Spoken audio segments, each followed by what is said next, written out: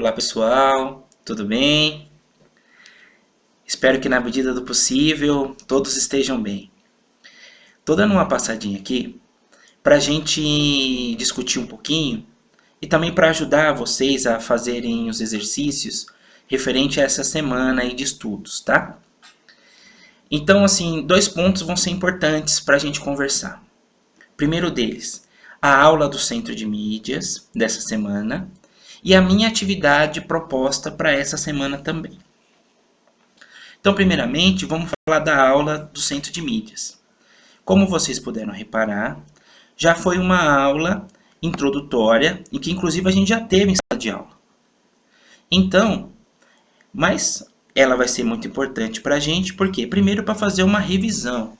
Então, o que se falou nessa aula foi justamente do que é a filosofia, a investigação filosófica, como se faz filosofia nos períodos históricos, então, na filosofia antiga, como a filosofia se dá, quais são os problemas filosóficos deste período, assim como a filosofia medieval, a filosofia moderna, e só a filosofia contemporânea que ficou em aberto, ficou até um exercício para que vocês fizessem, né? Então, assim, isso nos ajuda, primeiro, para entender qual é a função do filósofo e quem é o filósofo. Isso é importante para a gente entender. Então, quem é o filósofo e como se fazer filosofia. Fazendo uma junção, eu vou pegar justamente a proposta da aula desta semana. Então, nós falaremos dos sofistas. Por que é importante fazer uma junção entre essas duas aulas? É importante porque justamente os sofistas e os filósofos têm um problema. Então, eles têm linhas de pensamentos diferentes. Então, Platão tem um problema com os sofistas. Então, quem são os sofistas? Primeiro, os sofistas são estrangeiros. Então, eles não moram na Grécia, não moram em Atenas, mas eles vão até a Atenas, vão até a Grécia, solicitado por jovens, geralmente jovens da alta sociedade, né? E qual é a função dos sofistas? Eles são pessoas que dominam a arte do bem falar, que a gente chama de retórica. E eles são contratados por esses jovens para quê? Para que eles ensinem justamente essa arte do bem falar. E por que é importante que esses jovens dominem essa arte do bem falar? Justamente pela organização política de Atenas, pela organização política da Grécia. A Grécia, assim como nós, né, no século XXI, é uma democracia. Mas qual que é a diferença? A nossa democracia é uma democracia representativa, ou seja, nós elegemos, nós escolhemos um representante. Então é o prefeito, é o vereador, o deputado, o presidente. Então a gente escolhe alguém para nos representar. Então esta pessoa que eu elegi sou eu lá no Congresso. Então ele fala por mim. A Grécia não. A Grécia é uma democracia direta.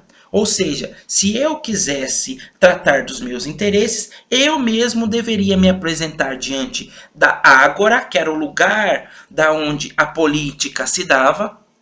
Para quê? Para apresentar a minha demanda. E a partir da minha demanda, a maioria votaria. Esta votação se dá como? Somente os cidadãos podem votar. Todo mundo pode ser cidadão na Grécia? Não. Quem é cidadão na Grécia? Maiores de 18, homens livres. Então, mulheres não podem participar da democracia, escravos não participam da democracia. Quem mais não participa? Estrangeiros não participam da democracia. E também pessoas que não tenham posse também não participam da democracia. Então tem que ser detentor de posses e maior de 18 anos.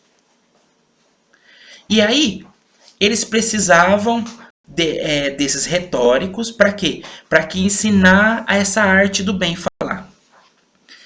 Pra gente, hoje em dia, existem pessoas que trabalham com essa arte, né, do bem falar, do convencer. Você pode pensar aí no vendedor, né? Então, ele usa os seus argumentos para convencer um cliente que aquele produto é ideal para ele. né? Então, ele usa o advogado, né? O advogado usa os seus argumentos para quê? Para poder convencer o juiz ou o júri que o seu cliente é inocente ou não. Então, ele usa muito a retórica, né? São profissões que se usam muito a retórica. Qual que é o problema do filósofo com o sofista? Justamente isso, porque eles ensinavam os jovens, ensinavam os homens a arte do bem falar, mas a qualquer preço. Então, ó, eu consigo te ensinar a convencer uma pessoa de qualquer coisa, seja uma coisa boa ou não. Então, qual é a crítica, principalmente de Platão com eles? É que eles muitas vezes ensinam mentiras. Então, Platão tem esse problema. Então, dentro da política, dentro da polis, deve-se falar a verdade. E o sofista não se importa muito com a verdade. Não porque ele seja mentiroso. É porque ele acredita que a verdade é algo que não está nas coisas, mas a verdade está no ponto de vista. A verdade está no outro. Tanto que o maior dos sofistas se chama Protágoras. Inclusive, é uma das questões que você tem que responder. O que Protágoras diz pra gente? O homem é a medida de todas as coisas. Então, o que Protágoras está querendo dizer com isso? Ele está querendo dizer para nós que é o homem que vai decidir o que é certo, o que é errado. É o homem que vai decidir o que é verdadeiro e o que é falso. Então, não existe uma verdade dentro das coisas. Não existe uma justiça com J maiúsculo, não existe o que é justo. Justo é quando eu convenço o outro que algo é justo ou injusto. Então, essa é o grande problema dos filósofos, então, na pessoa do Platão, justamente com os sofistas. Porque o sofista, primeiro, porque recebe, se coloca como sábio e, ao mesmo tempo, o que ele faz? Ele diz que a verdade é algo que se transforma de acordo com aquilo que ele entende como certo ou não. Tem uma anedota filosófica também que fala do Górgias, que também é um dos grandes sofistas.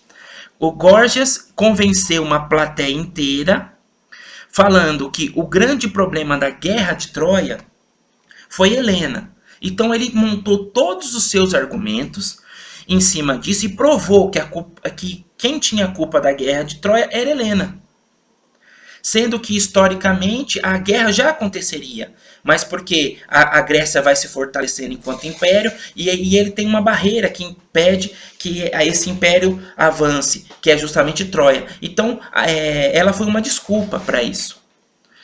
O que é a anedota nesse sentido? Que no dia seguinte, Górgias chama o mesmo público e convence ao contrário, que ela não foi responsável pela guerra de Troia, que Helena não tem essa culpa. E justamente para mostrar que como a verdade é substancial, né? Como eles podem moldar a verdade. Então, num dia, ele consegue convencer uma plateia que ela é culpada e no outro dia, com outros argumentos, consegue convencer que ela não é culpada. Justamente para dizer que a verdade não existe, é uma convenção. As pessoas é que vão, aos poucos, se dando conta de algo e aceitam como verdade ou como mentira. Tá? Então, esse é o nosso encontro sobre os sofistas. Espero ter ajudado vocês em algumas questões e qualquer dúvida, estamos aí. Fiquem em paz, fiquem em casa e até mais.